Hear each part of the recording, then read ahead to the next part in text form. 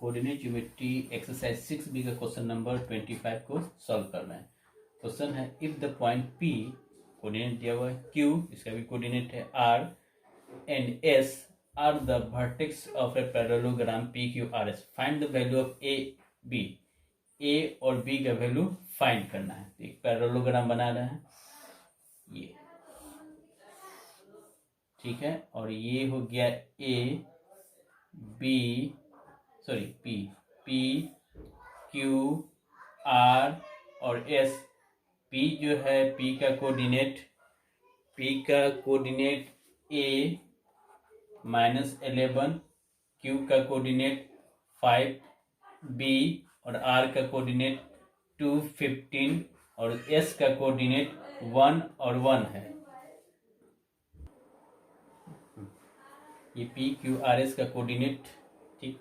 अब find the value A और B का वैल्यू। तो देखिए इसको इस पॉइंट से इस पॉइंट को मिलाते हैं तो एक डायगोनल हो गया, और इसको मिलाते हैं तो ये भी डायगोनल होगा, और दोनों एक पॉइंट M पॉइंट पर इंटरसेक्ट कर रहा है, तो इसका कोऑर्डिनेट निकालेंगे।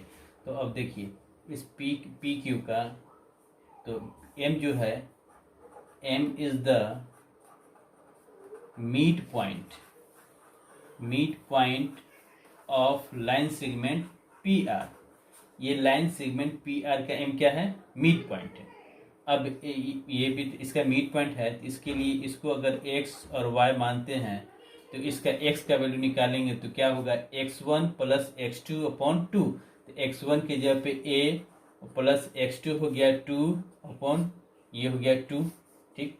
अब अगर y को फाइंड करते हैं तो ये होगा y1 प्लस y2 अपॉन 2, तो y1 प्लस y2 अपॉन 2, तो ये होगा 14/2 यानी कि 7। अब इस डायगोनल को देखते हैं, ये जो डायगोनल होगा SR SQ, ये M जो हो गया, M is the mid point of SQ। इस लाइन सेगमेंट का M मिड पॉइंट है, इसका भी मिड पॉइंट M है और इसका भी मिड पॉइंट M होगा। तो मिड पॉइंट डायगोनली जब भी डायगोनल इंटरसेक्ट करता है तो ये इसका और इसका दोनों का मिड पॉइंट होता है। तो X निकालेंगे तो X इसके लिए, ठीक है, इसका x1 प्लस x2 अपॉन 2, तो 1 प्लस 5 अपॉन 2, तो 6/2 ये हो गया 3, ठीक है। अब फिर y के लिए, तो y होगा 1 प्लस b, 1/1 प्लस y2, तो 1 प्लस b अपॉन 2। अब देखिए ये 1 2 3 4। अब देखते हैं ये 1 और 3 दोनों x का वैल्यू दोनों x सेम है, तो यहाँ x इतना है और यहाँ x का वैल्यू क्या है, 3 है। तो फ्रॉम 1 एंड 3 यहाँ x का वैल्यू है a प्लस 2 अपॉन 2, और यहाँ x कितना फाइंड है, 3।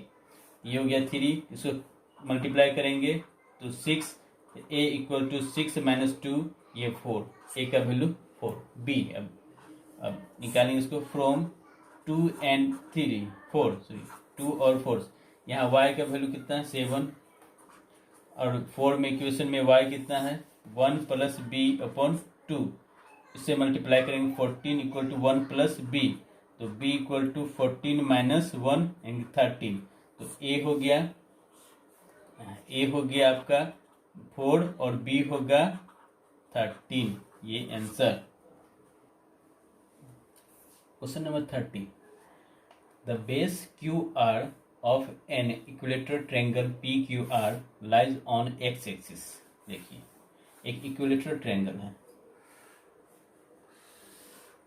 तो बेस ये इक्विलेटरल ट्रायंगल के लिए ये x axis y axis, equilateral PQR lies on x axis. ये QR जो है ये x एक्सिस को लाइज कर रहा है, मतलब QR जो बेस होगा वो x एक्सिस पर होगा, ठीक।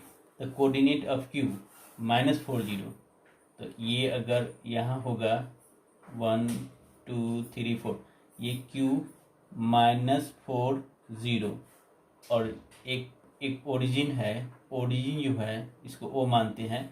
ओरिजिन क्या है, ये origin is the mid point of base. उस बेस का, बेस क्या है, QR, इस बेस का O जो है वो मिड पॉइंट है, तो Q यहाँ है तो R यहाँ होगा, तो इसका मतलब मिड पॉइंट होने का मतलब ये डिस्टेंस और ये डिस्टेंस इक्वल है, तो ये डिस्टेंस 4 है, ये डिस्टेंस ये भी 4 होगा, तो इसका कोऑर्डिनेट कितना होगा 4 और 0, क्योंकि निगेटिव साइड में है इसलिए -4 0 हो गया, और ये पॉजिटिव साइड में है तो 4 0 होगा।